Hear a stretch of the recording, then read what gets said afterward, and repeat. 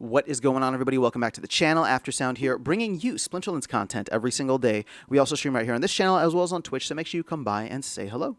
This video is also brought to you by my music, which is available anywhere you stream music under the name Aftersound, and I do have a new song out recently called Dreamin', the Deep Source remix, so check it out. Let me know what you think, and I appreciate the support.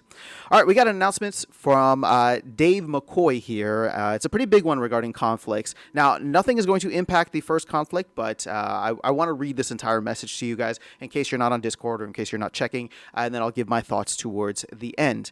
Now, Dave says here, as we've said many times over the years, our goal is to constantly look at our decisions and make changes if we feel they are necessary. Regarding the recently released conflicts, we noticed one such situation arose. So here's the background that he's giving. We originally intended for each card won in a conflict to require a wagon to be either replaced or repaired. When it came time to code it, we ran across a situation where we asked what happens if a player wins more cards than he has wagons. And analyzing this, we felt it would be a rare situation since most people would have a diversified set of cards in their wagons, and it would only come up when people got super lucky. So we made a decision to code it, so in those few cases, the players could get the extra card or two. But the reality, as he lays out here, is we see now, based on the first conflict's players' activity, this will not be a edge case situation, and that many players could be getting extra airdrops without having to pay for a wagon like was intended.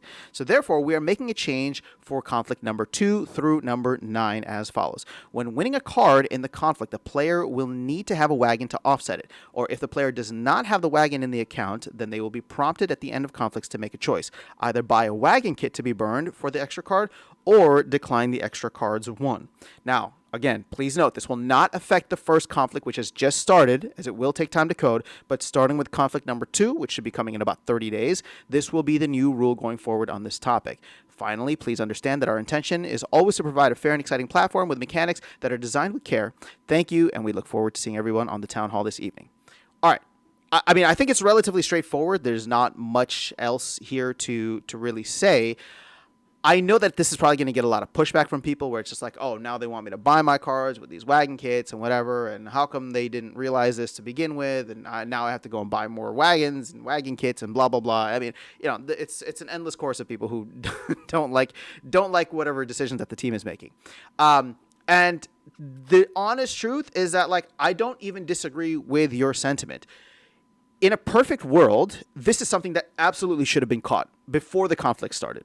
And I'm just being honest with you here about the fact that the set came out in May, and the set came out in May, and we're getting the conflicts in June. Like, that's 2 months. And I know the team's coding. I'm really not trying to like take sides here. I'm just trying to be empathetic to the people who are complaining about this not being caught earlier. I agree with you. Stuff like this is frustrating because we don't want things to be changed midway through or after something is started. And, you know, shout out to Dave. He's trying to tackle this, you know, head on. And I actually really appreciate that, right? They're not changing anything for the first conflict, but they're recognizing when the reality set in, how players navigate and how players actually interact with the wagons and all that.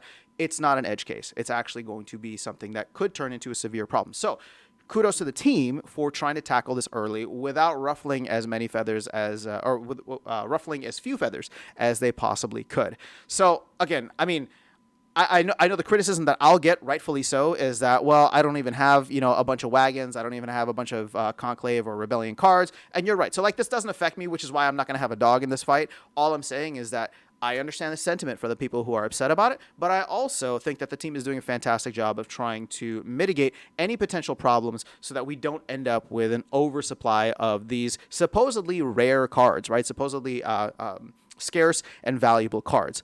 So I think that this gives plenty of time for people to go and you know, plan ahead. It's going to be like 30 days until the next conflict, right? 30 plus days. And on top of that, it makes sense, right? It makes sense. I will say this, though.